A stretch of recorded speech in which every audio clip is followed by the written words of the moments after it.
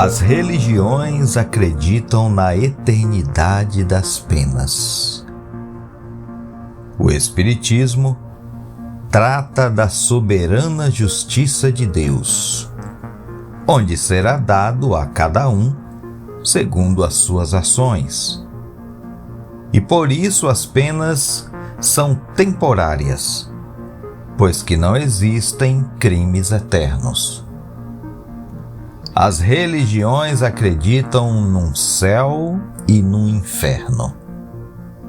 Já o Espiritismo esclarece que ambos são meramente estados de consciência. Elas afirmam que céu e inferno são lugares circunscritos. E a ciência espírita demonstra com fatos que os espíritos povoam o espaço. Já trouxemos a informação em diversos episódios. Então, qual é a diferença entre o movimento espírita que aí está e as religiões? Quase nenhuma. Até porque o movimento defende que a doutrina espírita é uma religião, o que Allan Kardec contraria veementemente. A exemplo do que encontramos na Revista Espírita, Jornal de Estudos Psicológicos de maio de 1859. A sociedade a que vos referis tem seu objetivo expresso no próprio título. A denominação Sociedade Parisiense de Estudos Espíritas não se assemelha ao de nenhuma seita. Ela tem um caráter tão diverso que os seus estatutos proíbem tratar de questões religiosas. Está classificada na categoria das sociedades científicas, porque, na verdade, seu objetivo é estudar e aprofundar todos os fenômenos resultantes das relações entre o mundo visível e o invisível. E mais adiante, que prova isto? Que não somos ateus, mas de modo algum implica que sejamos adeptos de uma religião. Allan Kardec tratará mais uma vez em sua obra O que é o Espiritismo, no capítulo 30. Realmente, o sentimento religioso domina nas evocações e em nossas reuniões, mas não temos fórmula sacramental. Para os espíritos, o pensamento é tudo e a forma é nada. Nós os chamamos em nome de Deus, porque cremos em Deus e sabemos que nada se faz neste mundo sem sua permissão. E, portanto, que eles não virão sem que Deus o permita. E mais adiante, que prova tudo isto? Que não somos ateus, o que não quer dizer que sejamos religionários.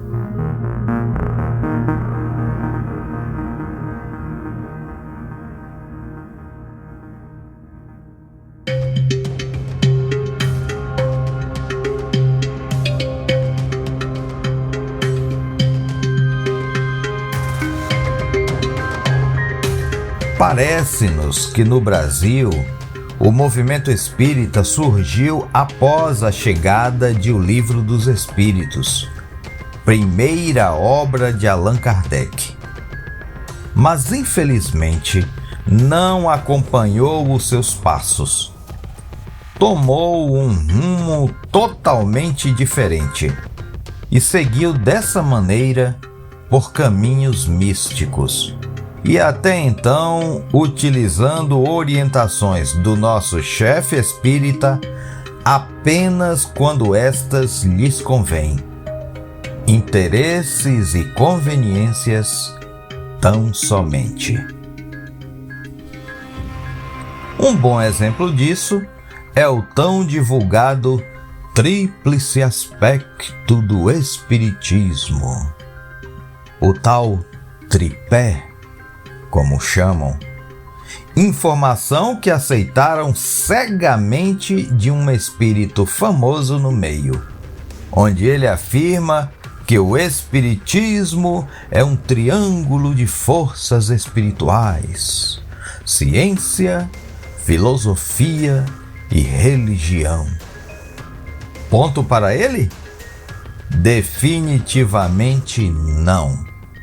Allan Kardec vai orientar em O Livro dos Espíritos, em sua conclusão, que o Espiritismo se apresenta sob 3 aspectos distintos: o fato das manifestações, os princípios da filosofia e da moral que delas decorrem e a aplicação desses princípios. Algo bem diferente daquilo que se convencionou no meio espírita como sendo a mais pura verdade, não? O Espírito ensina ainda que o Espiritismo constitui a restauração do Evangelho de Jesus, que é o Evangelho redivivo. Lindo, lindo, lindo. Mas será que é isso mesmo? Vejamos o que Allan Kardec nos traz em sua obra A Gênese, os milagres e as predições segundo o Espiritismo, em seu capítulo 1. O Espiritismo, longe de negar ou destruir o Evangelho, vem, ao contrário, confirmar, explicar e desenvolver, pelas novas leis da natureza, que revela tudo quanto o Cristo disse e fez. Nesse caso, meus amigos, definitivamente o Espiritismo não é o tal Evangelho redivivo, como os espíritas do movimento espírita religioso acreditam. Desenvolver o Evangelho não é revivê-lo. Se fosse para revivê-lo, para que o Espiritismo seria a terceira revelação da lei de Deus? Espíritas, abram seus olhos. O Espiritismo nada ensina em contrário ao que ensinou o Cristo, mas desenvolve, completa e explica em termos claros e para toda a gente o que foi dito apenas sob forma alegórica. Allan Kardec, O Evangelho segundo o Espiritismo, capítulo 1. Proporcionalmente falando, quanto mais o movimento espírita se distancia de Allan Kardec, mais enganado está. Muita gente aceita cegamente, calada mesmo, sem questionamento algum, o que esses espíritos pseudo-sábios dizem. Dobram os joelhos diante deles e dizem amém para tudo que lhes é apresentado. Já ouvimos de algumas pessoas do movimento espírita: está maluco? Questionar um espírito superior? É mole. Eles acreditam que certos espíritos são superiores. Na cabeça dessas pessoas, o que eles dizem é lei. E o que é que Allan Kardec orienta?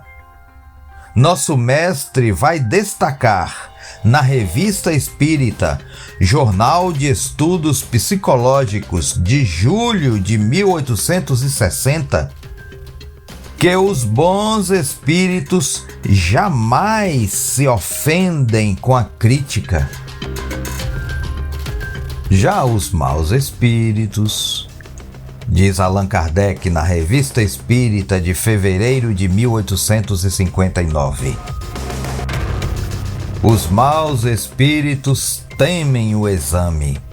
Dizem eles: aceitai nossas palavras e não as julgueis.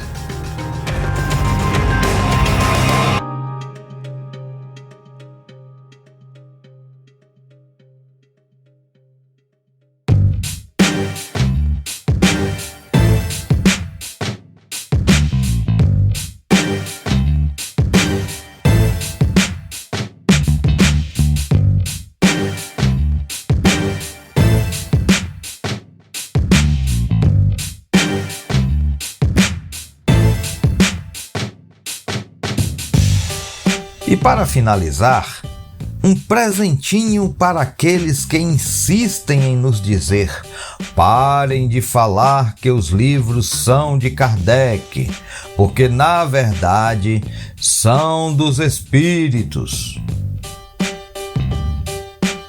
Senhores, aqui estão os motivos de minha confiança, corroborada pela identidade do ensino dado a uma porção de outras pessoas, antes e depois da publicação de minhas obras. Allan Kardec, Revista Espírita, Jornal de Estudos Psicológicos, Sociedade Parisiense de Estudos Espíritas, julho de 1859. Meus amigos, o Kardec que vos apresentaram, onde quer que tenha sido, não é o mesmo Allan Kardec que se encontra nas obras que ele desenvolveu e publicou.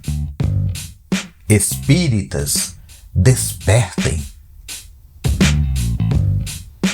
KardecCast, o Espiritismo, a vida e você.